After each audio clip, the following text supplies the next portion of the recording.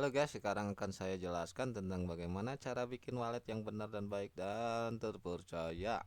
Oke, saya ini pakai ekstensi dari Chrome ya, dari Chrome, tapi kalian juga dari handphone juga bisa ya. Saya biasa ngedownload MetaMask buat wallet utama saya karena MetaMask itu udah terpercaya dari zaman dulu kala, dari zaman tahun berapa ya, 2018 kalau nggak salah MetaMask dulu ya. Lupa lagi saya ya. 2018 tuh saya pakai Metamax, nggak tahu ya tahun berapa ya Metamax ya.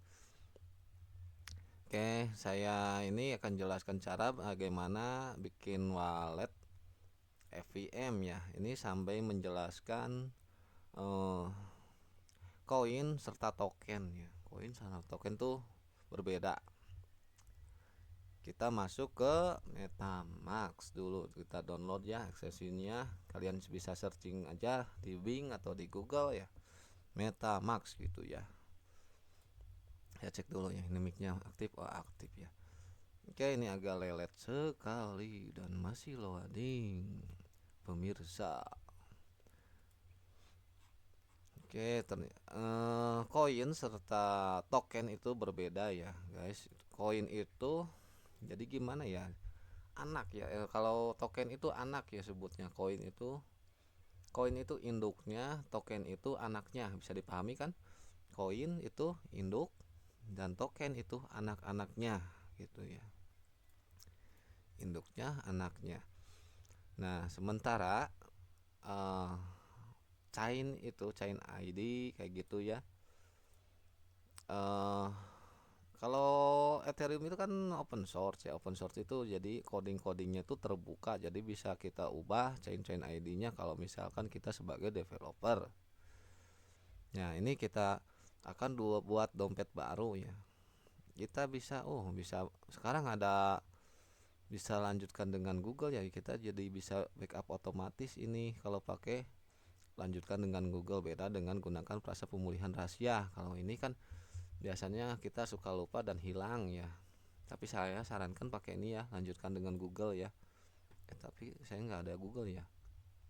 Oke, karena ini hanya praktek ya, jadi saya nggak menggunakan frasa ya. Oke, ini kita masukin dulu passwordnya ya.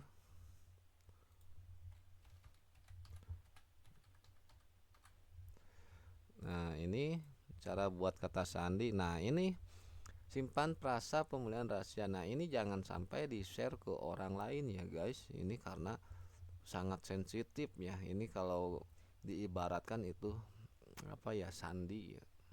Sandi apa ya, password. Gimana ya jelasinnya ya? Bentar, rokok dulu. Nah, di sini kan saya ini kan karena cuman buat praktek, jadi di share ya.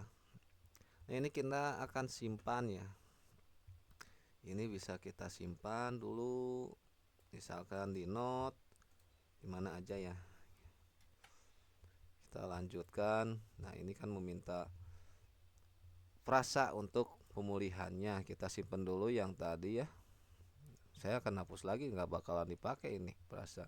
Kalian boleh bikin sebanyak mungkin ya, sebanyak mungkin yang kalian bisa untuk membuat rekening-rekening ya, kalau ibaratkan istilah awamnya ya.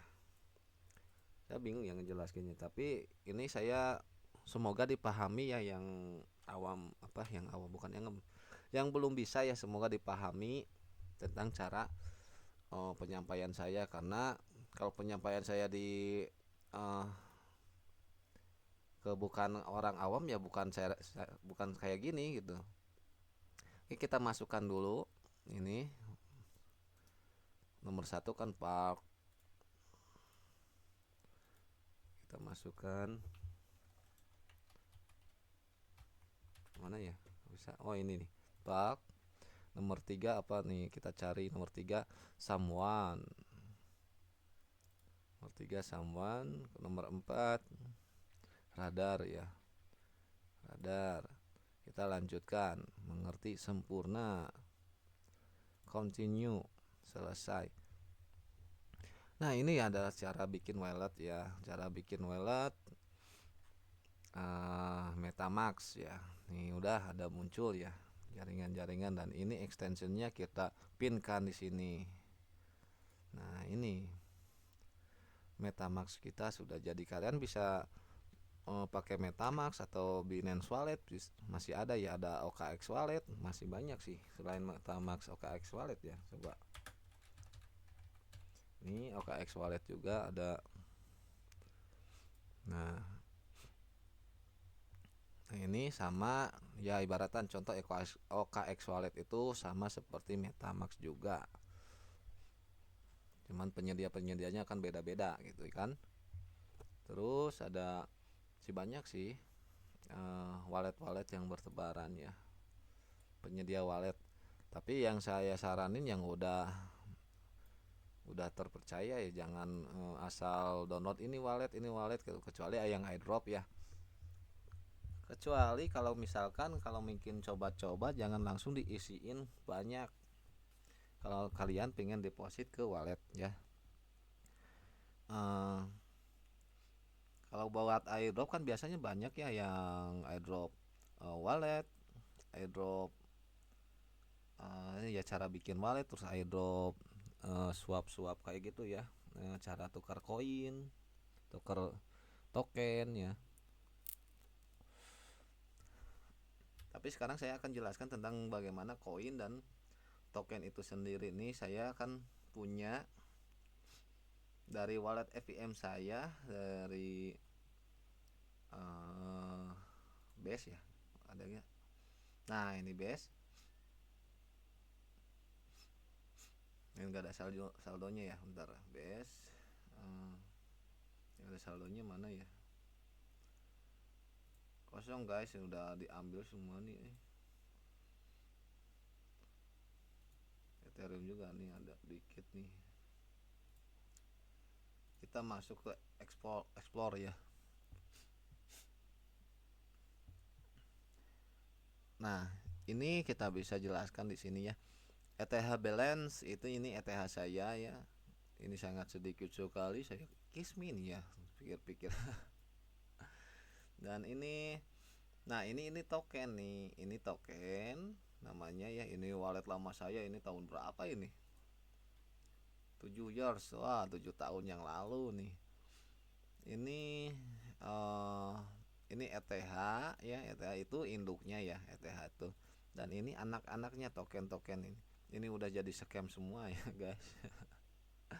Udah abu, ini bukan scam ya.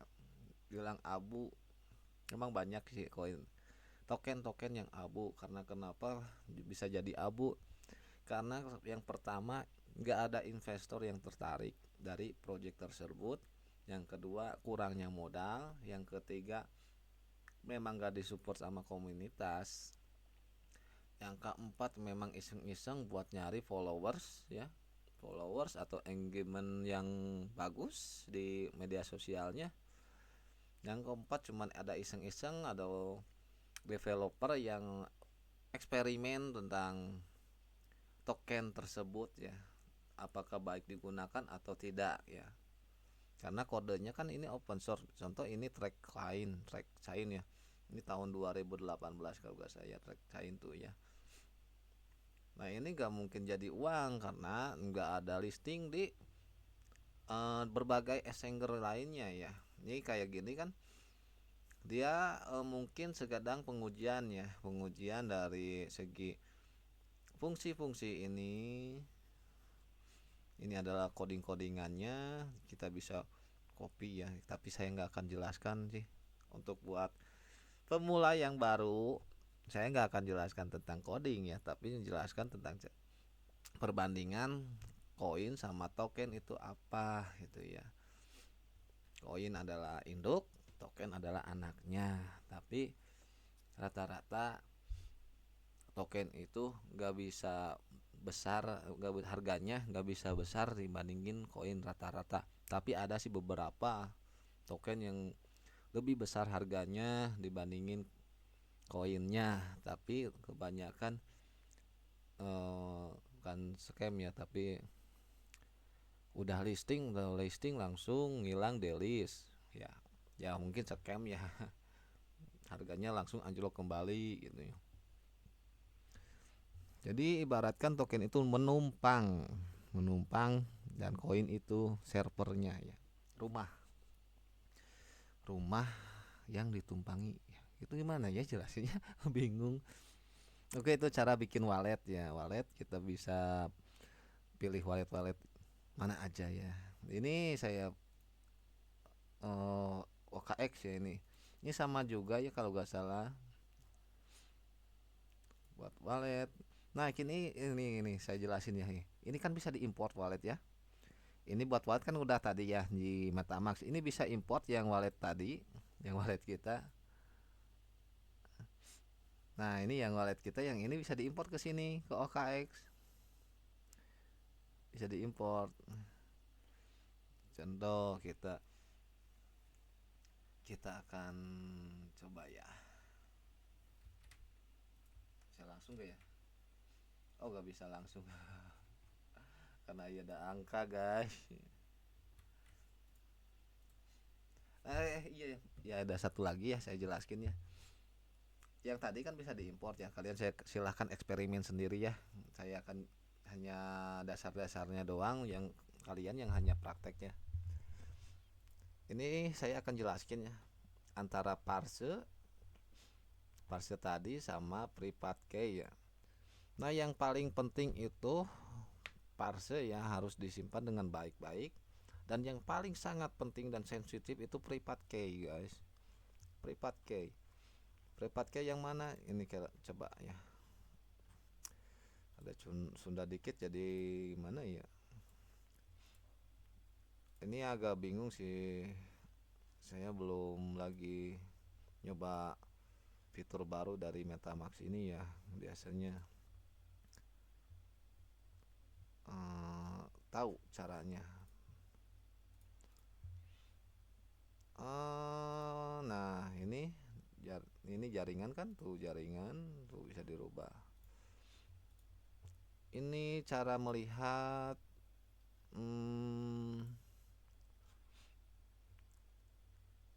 backup parse coba ya.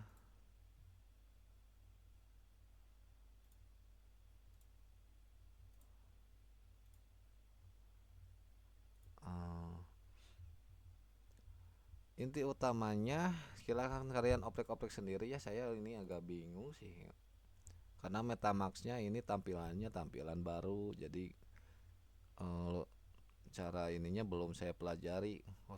Kalau nggak salah ini ya mungkin ya, pengaturan keamanan privasi mungkin ya, ini ya. Mulai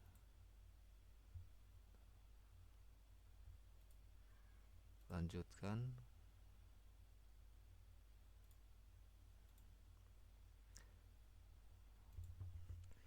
Coba ya. Ini akun utama saya. Bukan ya, bukan. Kirain akun utama saya.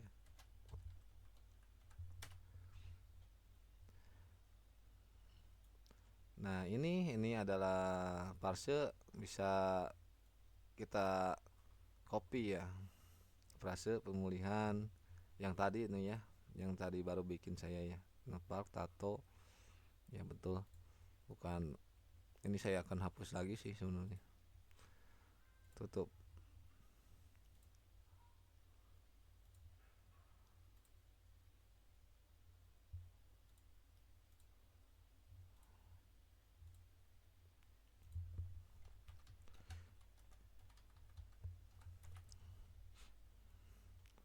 Jadi inti utamanya kalian harus simpan ini ya.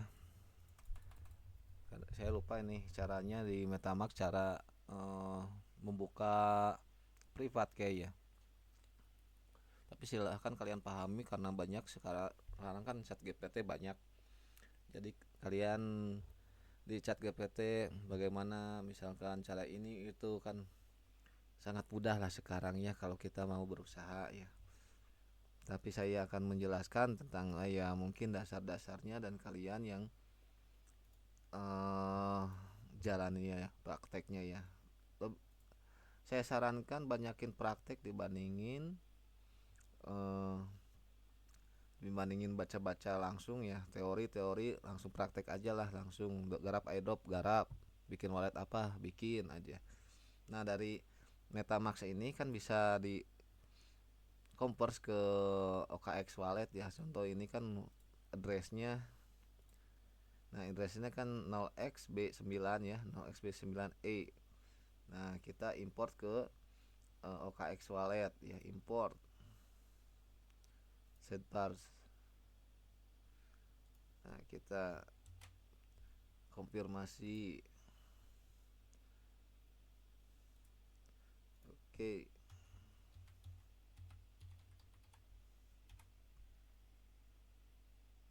Oh ini,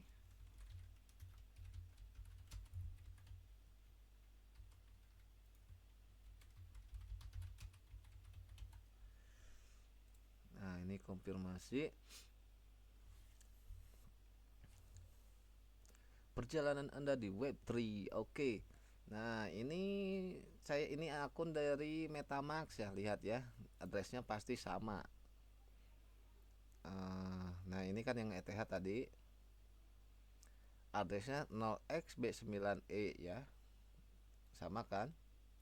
Kalau kita import ke wallet A, wallet B, wallet C, tetap sama ya parsenya ya. Nih. Kalau nggak percaya ini kita salin, coba simpan di sini. Nah, simpan di sini coba. Ini dari MetaMask tadi. Nih. Dan ini dari OKX pasti sama. Terima. Nah, kan sama.